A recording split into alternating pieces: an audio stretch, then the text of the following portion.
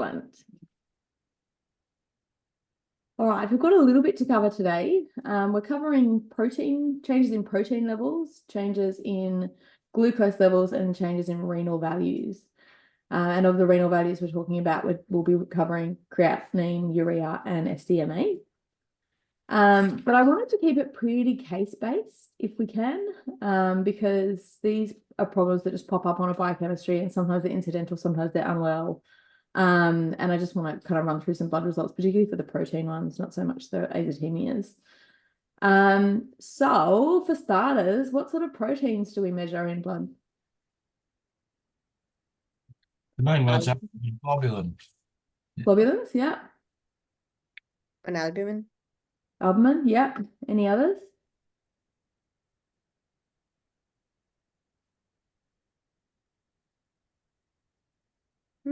CRP.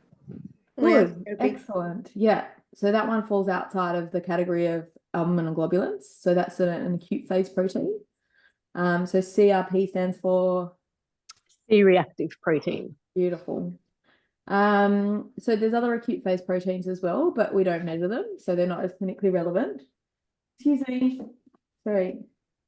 So this is why I need my background on, because the dogs are up to no good. There's another one that, say we had a patient that came in, we don't really use it very much clinically, but and maybe I was concerned that they might have a predisposition to clotting.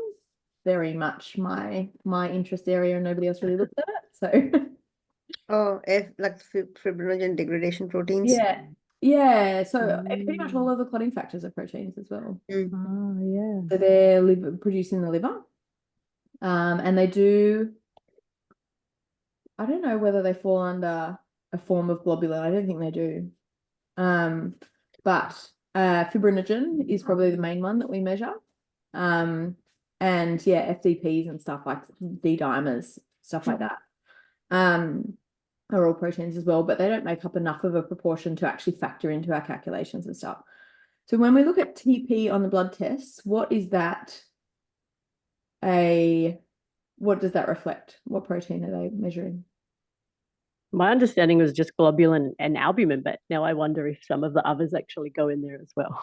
Yeah, so they do. They just make up so little of Right. the actual bulk, and the colloidal, like the impact on colloidal pressure and stuff like that, they don't really count. Yeah, but there's a difference in total serum proteins between plasma and serum. So the difference is the clotting factors, as I understand it. Exactly. And it's measurable just on a refractometer, Yeah. So there must be something there.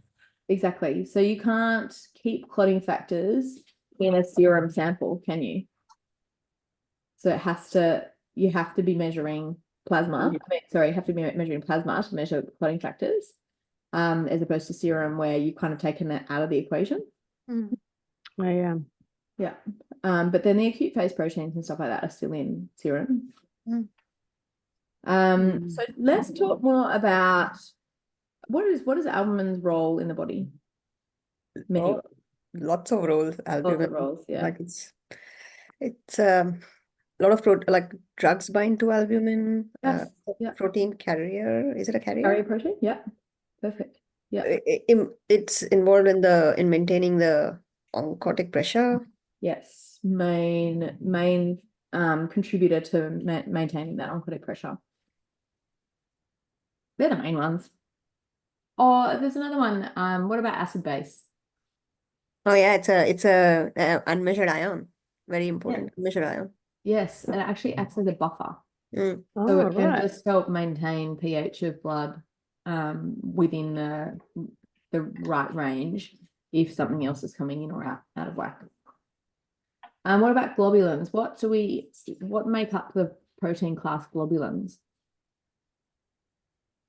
Mostly antibodies. Yeah, exactly. Which are what type of globulins? Gamma. Good. What are the other ones?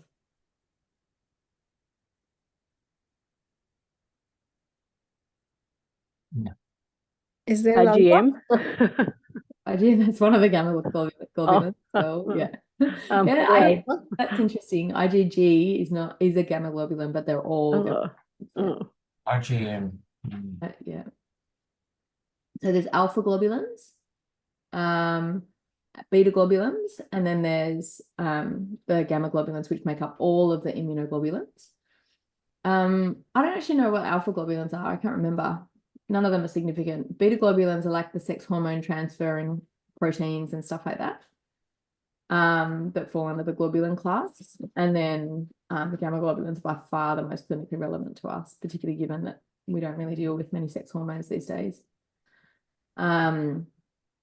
So if we've got our blood test, how are globulins calculated on a blood test, or how are they measured?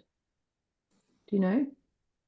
It's a calculation, like total protein minus albumin. Exactly. Yeah. Which is kind of strange because we always have a abnormal, just a presumably lab error, slightly low globulin on our in-house machine. But it's not a calculate, like it's a calculation. Yeah. So either the total protein or the albumin is wrong. Yeah. And we always end up with some version of low globulins. Like it's so common that we end up ignoring it. Do you correlate your TPP manually and with the machine? Sometimes, like they rarely actually match up very well. Oh, right. Well, I just think on a refractometer, they're so prone to, like, you get a ballpark, but the refractometer is inaccurate, is it? No, like it's not. You're probably doing whole blood, but I feel like it reads lower most of the time than the blood machines do. I don't think they line up quite as nicely as the hematocrit. They don't line up. I always do TP, PCV, TP, but I don't pay attention to what is lower than the other because I just go by the TP, like measure on the refractometer. Yes, yeah. And I use PCV TPP to monitor hydration and like relative change, where I don't use that TPP on the refractometer to calculate my globulins kind of thing. But yeah, it's TP minus albumin. So you have to have accurate TP measurement and you have to have accurate albumin measurement to make an accurate measure on your bloods. And then a lot of the blood machines have got limits on, particularly in-house, limits on how high they can read. So has anybody ever had a hyperglobulinemic patient? Yep, I've had a cat with over 120 and it wasn't reading. Yes, 120 is the cutoff. So we actually see that quite often. So you kind of get this 120 and then you get an albumin level and then you don't get a globulin either.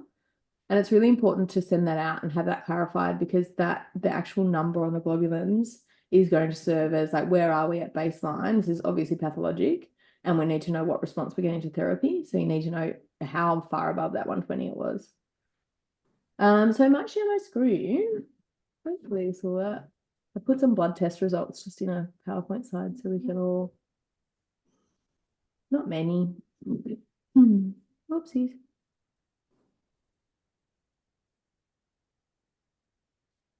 Jeff, it's telling me that by sharing my screen, I'll stop your sound sharing, but there's no music on anymore. Sorry. If you want to just do sound, you've got to go to the advanced sharing. Okay. All right.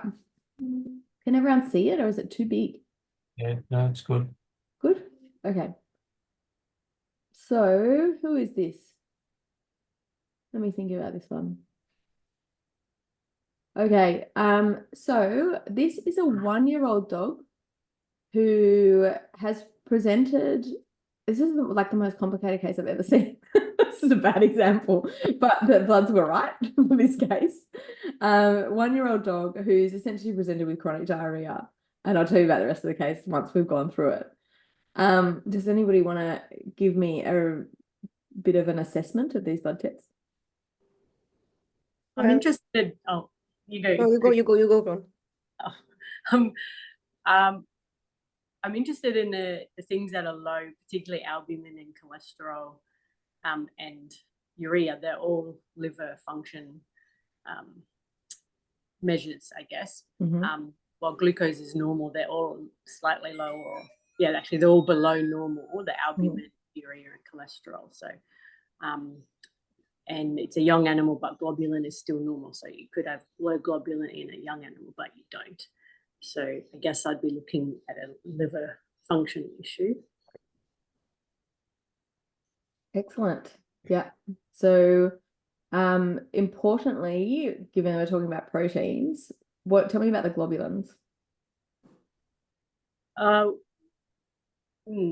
Why aren't they low? Well, the globulins aren't low because you probably our globulin is larger. So it could be a liver function problem, or it could be that you're losing albumin and you also happen to have cholesterol and urea being low. So albumin is smaller, so it's lost through smaller holes than globulin. Good. So yeah. Be a protein losing nephropathy. But I think you could also, it could be a protein losing enteropathy as well. Yeah. Do we normally see the globulin? Sorry. If you compare the kind of albumin to globulin ratio in a protein losing nephropathy relative to a protein losing enteropathy, what's the difference usually? You shouldn't be losing globulin in your kidneys. So yes, good, exactly. Your globulin could be normal, whereas it might not be normal in enteropathy. Excellent. And then so our differentials, so we can kind of take a PLN off. Sorry, we've still got to have a PLN on the list for this patient because we've got that ratio. What would cholesterol typically do in like a nephrotic syndrome? Yeah, it would be elevated. Yeah, so it's kind of on the other way. So we can kind of get a hint like maybe that's not what's going on, but I definitely would be measuring protein in this dog. Because the other thing is we've got a low urea, which might be wash out. Yeah. Yeah. So definitely measuring protein in this dog's urine, but I completely agree that liver failure is my leading differential in this dog. What happens to if we had a protein losing enteropathy, what happens to the cholesterol? It's low. It can be low as well. Yeah, why? Why? It has to be actively resorbed. It does, yeah. Through which vessels? The ones that go to the liver. Yeah. Blood or lymphatic? I was thinking blood. Is it lymphatic? So it's actually the cholesterol in the lymphatic vessels that get congested when we get inflammatory bowel disease or inflammation of the bowel, and the actual lymphatic fluid leaks out, which is just like all fat basically. Oh, right. And sometimes you can actually get low lymphocyte counts with real chronicity of protein losing enteropathies because they lose the lymphocytes from the lymphatic fluid as well. Right. So apart from the globulin, it could theoretically be a PLE as well. Now, let me tell you what was actually going on in this dog. So interesting. So this dog had a left to right heart shunt. So it had blood going left to right, but it also had a portosystemic shunt. So it had congestion on the right side of the heart, which was actually transferring into its portal system and causing portal hypertension. So there's usually no mechanism for like portal hypertension with right-sided congestion, but in this patient, there was that shunt, which like meant that the pressure could then transfer into the portal system. And this dog had gone into liver failure because essentially all the blood flow to its liver was cut off because it was going backwards instead of forwards. Wow. Hey Anna, how I mean you said there's no right side, but the thing is with the post-sinusoidal portal hypertension, that is essentially extrahepatic, and That's true. failure is a big one for that. That's true. Is it just the left side then? Sorry? Is that then just the left side and never the right side? It should be the right side. No, it is the right side. You're actually exactly right. That was incorrect what I said. But in this dog, like, so the liver didn't look congested, I think was the main thing. Like on ultrasound, for me, I was like, well, it can't be post-sinusoidal because I'm seeing like a small liver, and it was a small liver because there was a shunt there, basically, and there was actually the blood going around the liver in the caval system and into the portal system. So the liver was just being completely bypassed and then flowing backwards. Oh. Yeah, was interesting. Sorry, yeah. That was But wrong. Good catch. typically shunts don't cause that, right? So this dog had two separate issues. Two shunt, yeah. So left to right, like I think it was a VSD, Mm.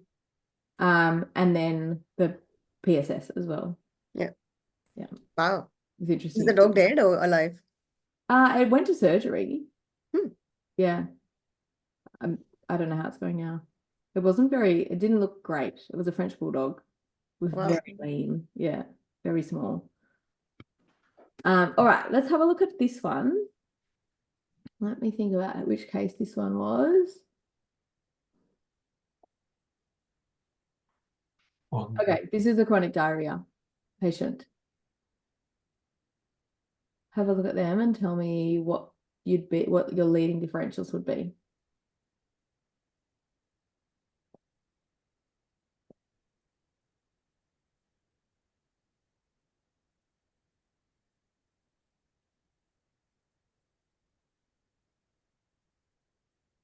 I'm thinking same. Same. The one question I have is when the ALT is sort of low like this, is that, do you read much into it or is that an error? Like, do you think it's an error, machine error? Yeah, usually not a machine error. I feel like we see when animals are like overhydrated or polyuric. I think we see a lot of these factors kind of if they're renally excreted, being excreted at a faster rate and they fall low. So like ALP is often low in polyuric animals.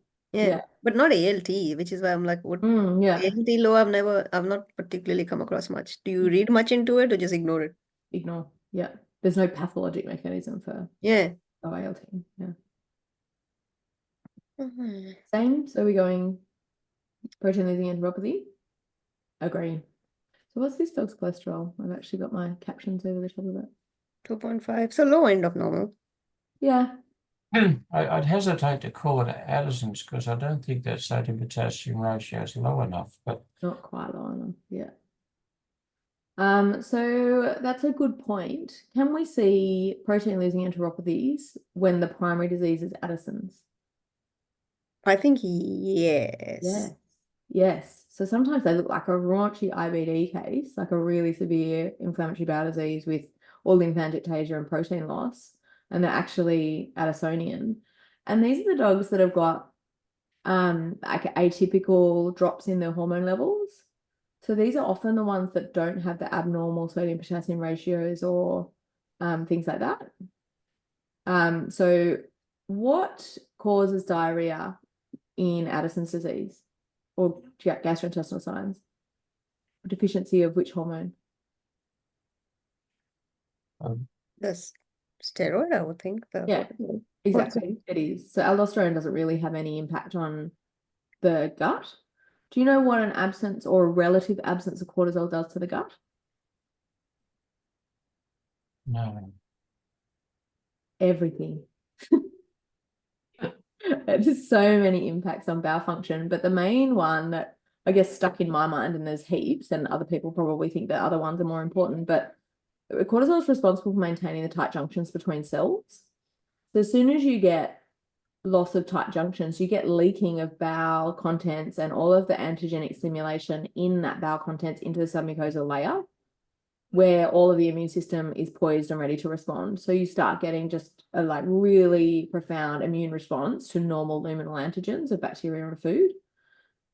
So if you've got a stressed dog for whatever reason, it's sick with something else, and it doesn't have enough cortisol to maintain its gut function, then you're just going to start to get inflammatory bowel disease, essentially. So it can present exactly like inflammatory bowel disease. Make sense? And I have read that about 1/3 of Addisonians were glucocorticoid Addisonian or atypical. Is that right? Yeah. So that means that they've got normal electrolytes. Yeah. And I think stuff's changed, hasn't it? Like people are coming in for a dog that has diarrhea, like, once every 3 weeks now, where previously they wouldn't have even noticed because it was an outside dog. So I think that's changing because we're diagnosing it so much earlier. We're diagnosing it when it was just a glucocorticoid deficient dog. And those dogs do become aldosterone deficient over time. It's just that we're diagnosing it early. Does that make sense, Jeff? Yes, Yeah. it does. Yes. Good. Yes, and some dogs get only aldosterone deficiency and like they never really have any symptoms of cortisol deficiency as well. So and those ones are easier to diagnose because you get the renal and electrolyte changes when they kind of stand out. Okay, so this patient had the lymphangiectasia and inflammatory bowel disease on biopsy. How do we interpret that calcium level? What does that mean? Is it, firstly, like, is it really low? Because you have to check ionized to be this thing. This albumin is low, so calcium will be low. Like, I'm not reading much into it. Yeah, I'm not reading much into it either. So what is calcium bound to if it's not ionized? Albumin. Albumin. So if your albumin's low, your calcium's low. So I ignore a low calcium pretty much across the board if I've got hypoalbuminemia. And if you happen to biopsy an Addisonian dog with effective IBD and lymphangiectasia, would it look like IBD and lymphangiectasia? Exactly. Yeah. Okay. Yeah. Very confusing. And that's why, I mean, it feels like such overkill, but like medicine people are always saying, do a stim test, do a stim test. I feel like I write that on like every other report that I do. Okay. But the reason is like every other test is quite invasive. And if you miss it, you're going to go down a path of treating, like you're essentially supplementing, you're going to be giving them cortisol if they've got IBD. So you go down this huge pathway of years potentially where you kind of still got weird waxing and waning symptoms and you've just never gotten to the bottom of the real problem and you can't test for it anymore because they're so dependent on pred. Oh gosh, okay, yeah. And they're very pred responsive because very pred responsive, exactly. Yes, dosing is separate though, because Addisonians don't need as much immunosuppression. In fact, don't need immunosuppression at all. Yes, yeah. So you're giving them way more than they You're need. giving them way more, and then you can make them, I don't know, can you make them iatrogenic Cushing's then? Yeah, for sure. We do that all the time with our IBD dogs, don't we? They're always like, we're always walking the line between managing the gut symptoms and the pred symptoms. To backtrack a bit, Anna, that there was a formula for calcium, calculating the calcium drop with albumin, which I've forgotten, but I've also seen that that's unreliable. What's your... Yeah, it's not ideal actually. I do like, I mean, you do that in your head, don't you? You make that correlation, go, this calcium is probably insignificant. I'm not going to chase this. I'm not going to prioritize spending money on clarifying that. Is there a reason, like lymphangiectasia or inflammatory bowel disease, is there a reason for these patients to be hypocalcemic and have it be pathologic? Hyper or hypo? Hypo. Like actually, like true, so ionized calcium being low? Yeah.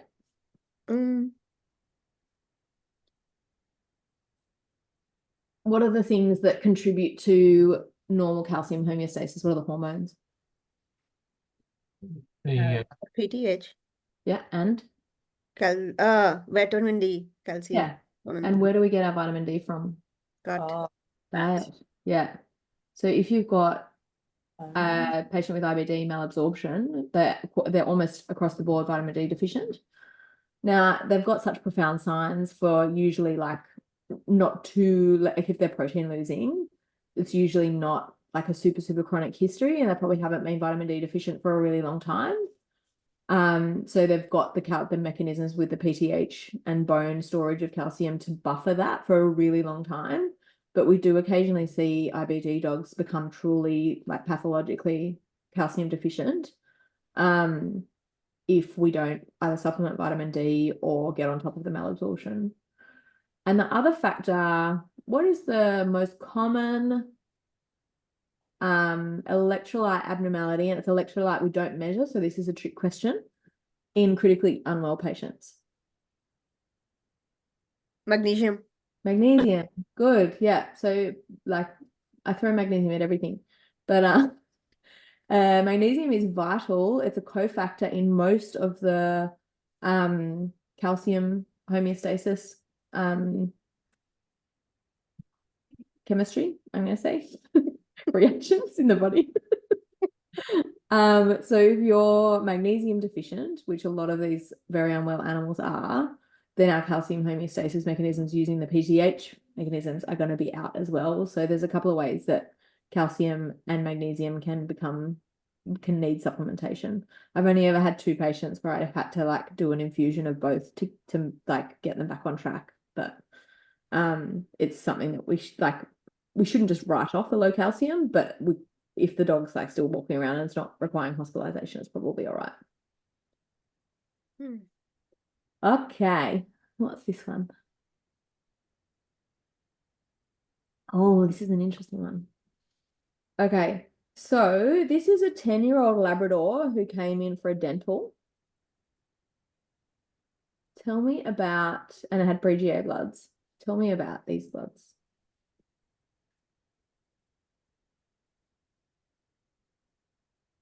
I mean, he's got an elevated total protein, the hyperglobulinemia.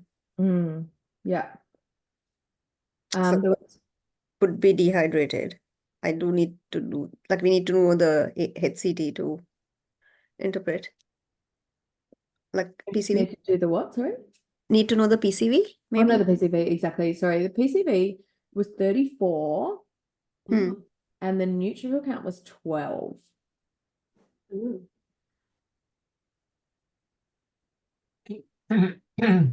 So if we kind of focus on our protein abnormalities, how do you interpret the hyperglobulinemia?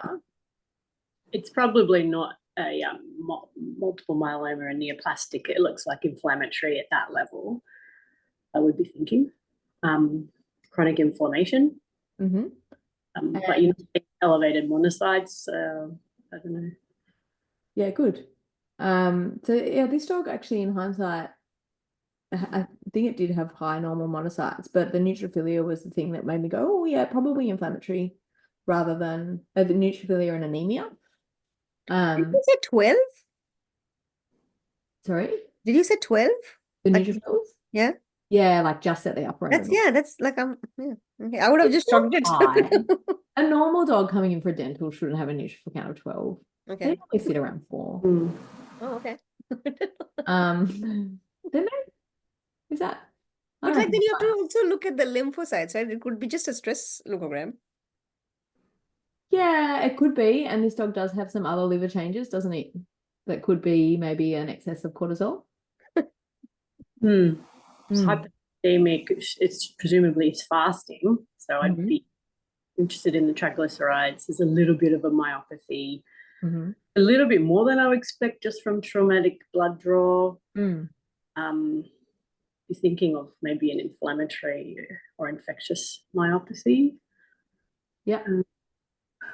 Or Cushing's and something else. Just because Cushing's happens commonly. So we see CKs in that kind of range with both hypothyroidism and Cushing's. Particularly large breed dogs. Yeah. Oh, really? Yeah, because with Cushing's, different mechanisms, but with Cushing's, there's increased like catabolism of the muscles. So we just get this slight increase in the CK level. So it's only twice normal. Yeah, okay. And the ALP could be chronic inflammation, or it could be mild cholestasis. Yeah. And we do have a mild oh no, we don't. ALT was normal. AST was slightly high as well. So what about the phosphate? How do we explain that? Sorry, say again, Jeff. Phosphate? Phosphate. Yeah, it's fairly elevated. Where is that? Yeah, 2.5. Oh, it's quite high, isn't it? It's normal. Would that be muscle catabolism? Like if we've got CK elevation, could phosphate go up as well? Because phosphate we know goes up if you have like a high protein meal. Yeah. So theoretically. The other, like, obviously hemolysis is another cause, but with 34 I wouldn't be particularly thinking hemolysis. No. So I think it could go up. It's just the muscle. Yeah, so I mean there's no markers of renal disease on here at all. What's the calcium doing? Because it can also be the contamination, right? Yeah, true. EDTA thing, but 2.0. Okay, that's not particularly low, so maybe not. Yeah. Myopathy apparently can do it too. My quick search. So For could be the calcium, for what? Sorry? phosphate. Oh yeah, okay. Yeah. So that makes sense. Exertional rhabdomyolysis. So whatever, I guess it's called, you know, CK to go up. Yeah. Okay, good. Confirmed our theory.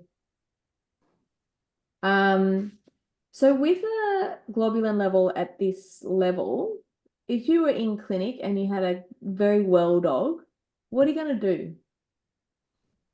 If it's a very well dog, then I would send it off to confirm. And then if it's still really, if it is elevated, then maybe electrophoresis. Good. Yeah. So this is like we're in this situation a lot where you sort of find an abnormality and everybody wants to know what is that abnormality? But in a really, really well patient, sometimes it's too early to diagnose it. So I sort of then go, okay, let's do the tests that are non-invasive and that aren't going to impact patients' quality of life or time in the vet clinic and stuff like that, and get as much information as we can from those and then work from there. So this patient, we did do electrophoresis on. Did I put a picture?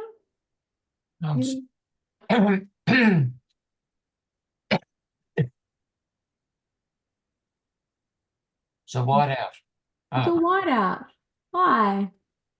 There you go. Okay, so this is not this dog's actual thing. And weirdly, when I started doing protein electrophoresis, we got this picture and I actually found it really nice to look at. It just kind of makes sense to me. Whereas now they just give us like the numbers. So in the albumin bracket, there was this and it should be this. In the alpha bracket, there's this and it should be this, alpha 2, blah, blah, blah, beta, and then gamma. So we know that the gamma globulins are the immunoglobulins, and what we're looking for, whether it's inflammatory disease or multiple myeloma, are going to fall in the gamma globulins, right? Yeah.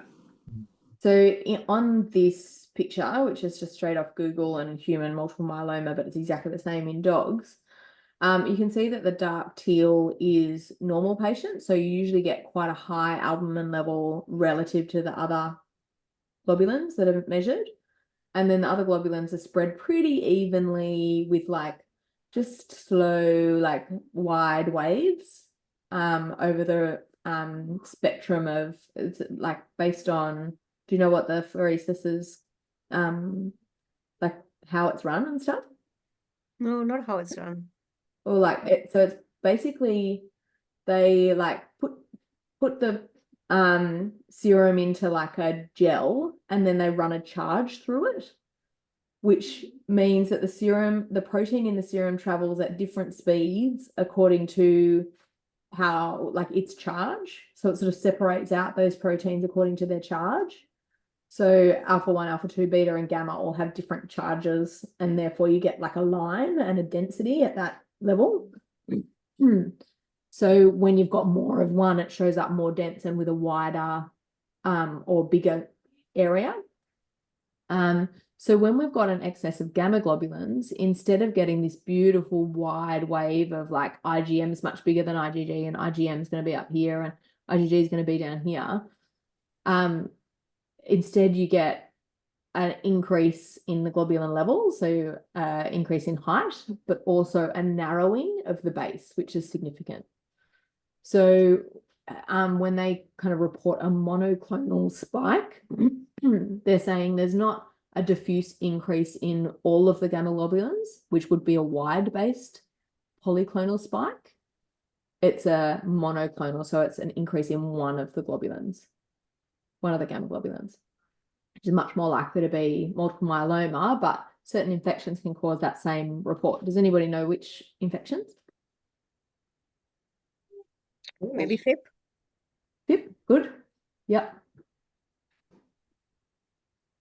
B-cell lymphoma can do that too, can't it? Absolutely. Why? Because it's an immunoglobulin secreting tumor. Can be. Yeah. So not all B cells secrete immunoglobulins because they have to become plasma cells to actually be able to secrete immunoglobulins. So how would B cell neoplasia influence globulin production? if they're not actually producing the globulins themselves.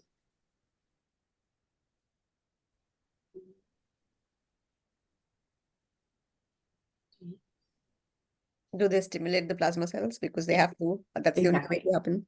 Yeah, so B cells' job, one of B cells' jobs is to drive humoral immunity, so drive immunoglobulin production by the plasma cells. So if you've got a neoplasia of if you've got one B cell, which is primed to produce cytokines that stimulate the plasma cells, if you've got that being multiplied and amplified, you're going to get increased stimulation of your plasma cells. So that would be polyclonal, wouldn't it though? Not necessarily, because it's the one cytokine that's been replicated that's only instructing one lot of plasma cells to replicate, and so it could be quite narrow. Right. What about back? I want to cover a couple more infections because they're good to have on the list, and particularly given we're seeing one of them a little bit more commonly in Australia than Ehrlichia. Yes, good. Have you seen any? Not here, but back home, like in India. But I was not a vet then, but back then, because India, we do have chronic, and it's nowhere near like most street dogs will have Ehrlichia. Right. And they're fine. Yeah. When I first heard over here that you guys are panicking, I was like, oh, it's Ehrlichia, big deal. It's so different, isn't it? Such drama queen. I don't say that anymore, but yeah, that was my first reaction. Yeah, so funny. So did you train here? I did my vet school here. I wasn't a vet in India, but I used to work with an NGO for street dogs in India I've done that for like 15 years. Right. So that's how you're. I was a mature age. I often joke that I became a vet when I had midlife crisis. I'm going the other way. I mean, I didn't have the crisis, but yeah, I just wanted to do it for a very long time. Didn't get the opportunity. Finally, I did. Yeah. Very late in life. Yes. So Ehrlichia is a good one. FIP is a good one. Any others? Would fungal? We don't have many fungals, but would they do it or not really? They're not on the list even in the US one, so I suspect no. What about worms? That might come to me, but it's one of the tetracycline sensitive spirilla, not lepto, in America. Does that do it? It's like salmon, like a rickettsial thing. I don't know. I know there was a really nice list somewhere. Oh, got it. Okay.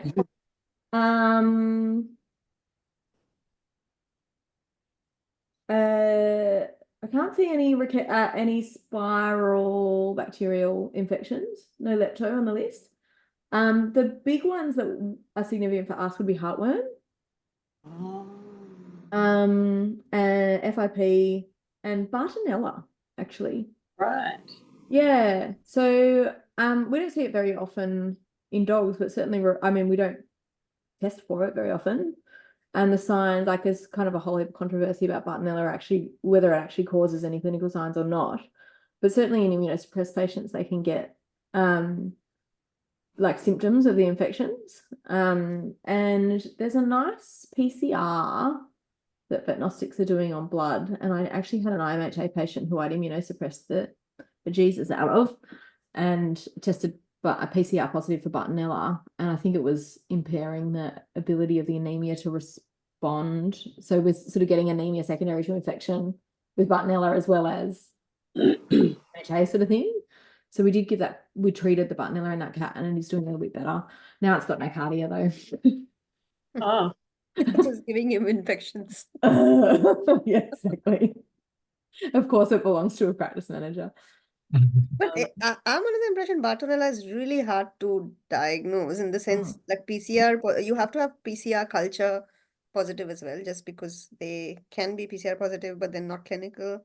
It's not a very straightforward diagnosis. No. So, and because often it's secondary to other diseases or it comes up because the patient's immunosuppressed or something like that, it's really hard to attribute the clinical signs to the Bartonella. I find it really tricky to know, and obviously I don't like throwing antibiotics around unnecessarily, and particularly it's azithromycin, which is like there's a big shortage of that at the moment. With the humans with mycoplasma. What's the mechanism with heartworm? Is it just like just chronic antigenic inflammation? stimuli? Yeah. So often they'll have a mild lymphocytosis and reactive lymphocytes and circulation and stuff as well. But yeah, because adult immune system sometimes quite good at like just dampening down, and particularly cats, dampening down the worm burden. You could just get that chronic kind of stimulus without actually any clinical signs developing. And then, okay, so moving on from infections, what diseases, neoplastic diseases? We've said B-cell lymphoma. Multiple myeloma. Multiple myeloma, which is a neoplastic disease of which cell? Myeloid. Is it is it plasma? Yeah, it is. Yeah, it is. Yeah, you know this. I just worded that in a strange way. So plasma cells, which actually produce the immunoglobulins, right? So each plasma cell is programmed to produce a different type of immunoglobulin, which is effective against a different thing. And the neoplastic plasma cells will just replicate hundreds and hundreds and hundreds and hundreds of copies of that same immunoglobulin. So you get a really narrow, really tall spike of exactly the same copy. Sometimes the plasma cell, the way that it mutates in the process of becoming neoplastic means that it only produces part of the immunoglobulin. So you might just get the little V shape, or you might just get one branch, or and those ones can actually get small enough to pass through the kidneys and get into the urine. And that's one of the criteria for diagnosing multiple myeloma. So you've got to hit 2 out of 4 criteria, like monoclonal gammopathy, hyperglobulinemia, and a monoclonal gammopathy. Lytic bone lesions is another one. Bence-Jones proteins.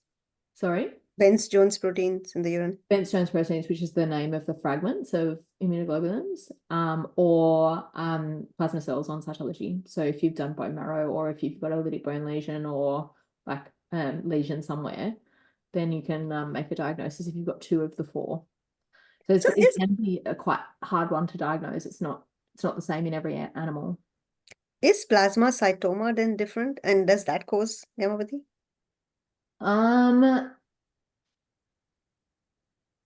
So plasmacytomas, the malignant ones, I don't know if I'm saying it right though. There is a malignant, because you do treat it with melphalan or something. I would say that is a is it a neo? I don't actually know. I shouldn't comment. I knew at one point in my career, but I don't know now. Sorry. I'm sure we'll get to that chapter again and I'll go, oh yeah. But I want to say it's a plasma cell tumor that's not producing immunoglobulins, or it's localized, because they're different, and cats are more likely to get plasmacytomas than multiple myeloma. Actually had a cat with multiple myeloma in its pancreas. We aspirated lesions that we saw in the pancreas in a hyperglobulinemic cat, and it came back plasma cells. So we kind of we had a monoclonal gammopathy and plasma cell tumor. So we met the criteria for multiple myeloma, but it's never reported actually. It's reported in kidneys and stuff. But interesting. So those lymphoma and multiple myeloma by far the most common, and multiple myeloma is like the one that I chase more than anything else, because most of the B-cell lymphomas are pretty obvious, like they're kind of multicentric or big liver or big spleen kind of thing, like that. You can't miss them, and they're usually also sick and getting sicker fast, basically. What else? So we're probably good for protein and haven't left very long for renal values. Sorry.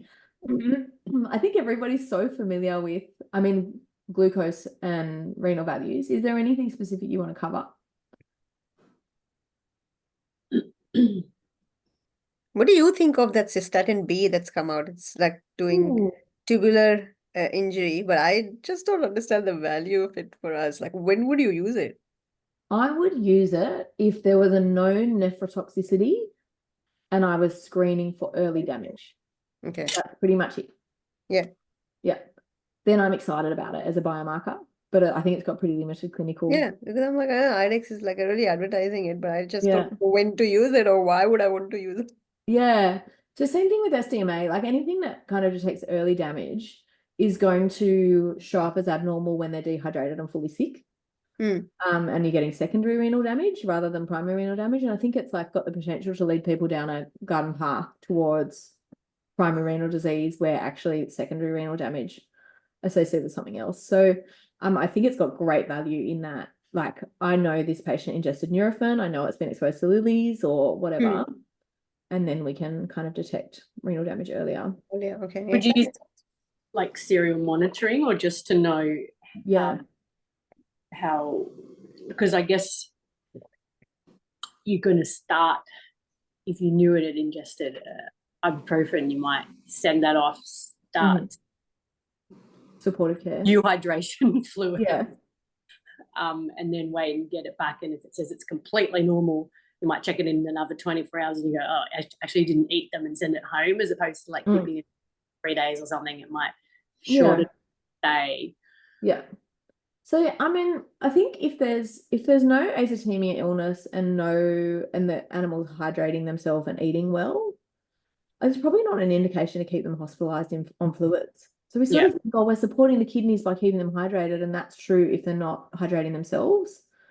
But if they are, like if they're eating really well, because often Nurofen toxicity comes with gut symptoms as well, right? So sometimes they do need it, but if they're non-azotemic, no symptoms, and there's just a known ingestion, I actually keep them as outpatients and get them every 24 hours and do renal values, and that's where I'd be doing that cystatin B. Okay, that's a good idea.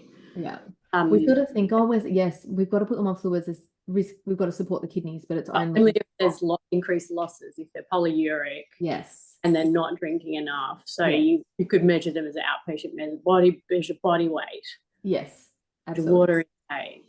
Yeah, and get the owners to like monitor urine production really closely and stuff. If it's feline, like make sure that they're locked in one room and they're using a litter box, and we can monitor urine production and stuff like that. And is that the same for lilies then? Because that's would you have a similar approach to the lilies? Because that's heaps easier than a cat that just comes in covered in pollen, and then you're like, oh, we have to.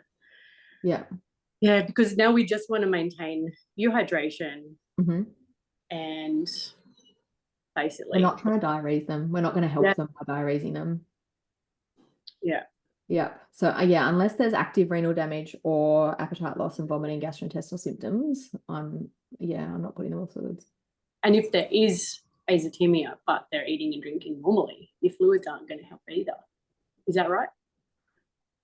Well, I guess they'll be polyuric at that point. Yes. So if they're azotemic, they're going to be polyuric, and then I think it becomes really hard to know whether they're hydrating themselves well enough. If the actual volume they need to drink has gone up, and everyone sort of says, oh no, they're still drinking, but you go, same higher. Yeah. So I'd be keeping it, if they're azotemia, I'd probably have them on fluids. Yeah. And be really watching that urine production and stuff. Hence the importance of always getting urine when you do biochemistry. Yes, exactly. It's so important. And it's so, like we say, it's so important, always do it, and then they never have a bladder. Or they won't let you take a sample. And you don't want to bomb them with Domitor just after their renal injury. I used to keep emphasising that to students, so I was told it would be written on my epitaph. But it does, and I think that's the luxury of being in a referral setting, Jeff, that you would have experienced. You get these histories and you're like, I don't know if this is renal damage because I don't have a USG before fluids were put on. And it makes it so hard to then guide the patients prognostically and clients prognostically and stuff. But it's just, and then in the real world, like, you know, I do ultrasounds in sedated patients and sometimes I can't get urine samples. I'm like, oh, that's very luxurious position. Sorry, Jeff. If the bladder hasn't got urine in it, you can't collect it. Not much to go on. I so often get some when you can't systole, but there's got to be some there. Yes, there's got to be thing to bring the dog to the vet is to take it to the nearest post. Waiting rooms. Yes, that's so true. I wonder whether we should be starting to coach vets to say, grab a urine sample on the way into the clinic, just so, because we don't need it to be sterile, do we? No, that's right. Yeah. Yeah. Well, I tell them to bring them in with a full bladder, but that's all. How do you stop them though once they've started? No, no, no. Okay, so renal, I feel like we're all very familiar. We've all managed like those renal patients very well. What about glucose derangements? Also fairly straightforward. Has everybody, or the one thing I want to flag before we sign off is that there's a agreeing language in veterinary endocrinology project called the ALIVE project, is the acronym. And what they're trying to do is just really standardize, like, how do you diagnose diabetes mellitus? And what are the kind of like lines in the sand where you say, okay, this is diabetes, I'm going to treat it, or this is probably stress hyperglycemia and stuff. And they've got a really good table on page 295 of the new Edinger, but I'm sure it's available online as well. If you look up ALIVE criteria for diagnosing diabetes mellitus, it's just a really nice resource, I reckon. I'm going to be putting that in all my reports from now on in my diabetic patients. All right, I might check out and take these kids to school. Thanks, everybody. Thanks, Thanks so much, guys. bye. Have a good See you weekend. later. Everyone. What Bye, we're everyone. doing next. Yeah, thanks, Anna. What are we doing next? Whoopsie daisies. I don't know. We'll have to keep you in suspense. Okay. Oh no, wait. Liver, lipid, and lipase biochemical changes. Okay. In 2 weeks. Awesome. Okay. See you then. All right. See you then. Bye-bye. Bye. Bye.